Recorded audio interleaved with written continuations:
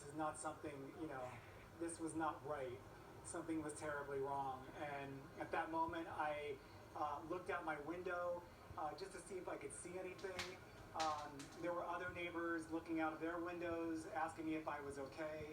At that moment, I don't know, went with my gut, grabbed my keys, ran downstairs, and headed towards the scene on 23rd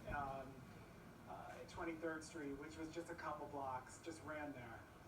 And what did you see once you got there, Aiden? So it's a very chaotic situation. You really couldn't see much. There was some smoke, there was a fire smell, there was, I thought, maybe a gassy smell. I just couldn't exactly tell what it was. But there were people just running from the scene toward the west side, and I was running towards the east. And so it was just a very chaotic situation, as you can imagine. Lots of fire engines, lots of policemen.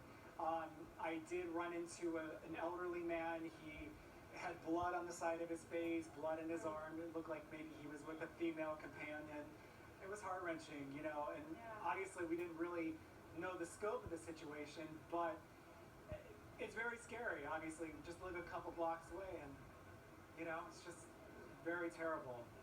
And Aiden, now, since then, obviously, we've subsequently learned that there has been this second device found, a pressure cooker device with wires just 4 blocks away. As someone who lives in the neighborhood, they found a second device. I mean, what are your thoughts? The feeling that you have. I mean, New Yorkers, we are all incredibly resilient, but when you have 2 devices like this found in one night, it's unnerving.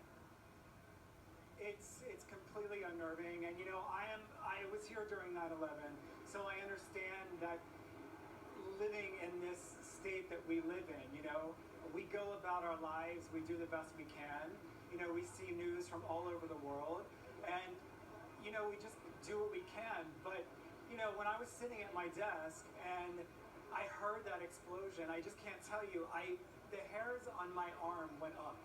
It was bone chilling. I knew that in my heart, in my gut, something was terribly wrong. And, I didn't know about the second device just until recently, just because I've just been in the moment of seeing everything that's been going on. But yeah, I mean, to think that there is another device and then you wonder what else is going on.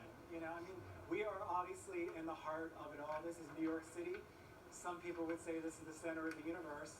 And it's very, very scary. Yeah. Aiden, Leslie, thank you. We're glad you're okay, and we appreciate you joining us here on CNN. To get to Matthew Horace right now.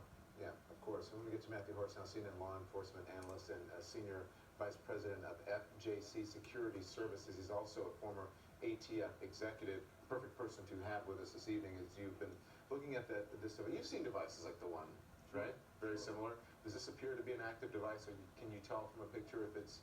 No, from a picture, just as we